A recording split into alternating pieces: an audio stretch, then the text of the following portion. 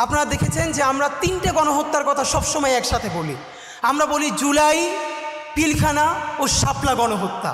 আমরা যতবার বলেছি জুলাই নিয়ে কমিশন হয়েছে, অনেক সমালোচনার পরে পিলখানা নিয়েও একটা কমিশন করা হয়েছে। যদিও বলে রাখি সেই পিলখানার প্রকাশ্য প্রতিবেদন আসবে কি না আমরা জানি না, কিন্তু ঠিক কোন কারণে শাপলা নিয়ে এখন পর্যন্ত একটা গণহত্যা কমিশন করা যায় নাই? তাহলে এই শাপলার রক্ত কি রক্ত বলে মনে হয় না?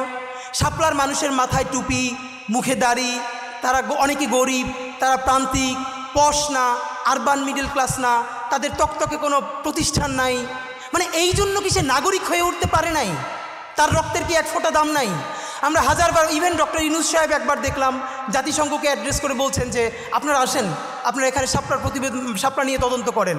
এরপরে আর কেউ কথা বলছে না। আপনাদের কাছে আমার শুধু একটা দাবি, অনেকে বলেছে যে আমরা যে ইনসাফের রাষ্ট্র বলি, ইনসাফের সমাজ যে কায়েম হচ্ছে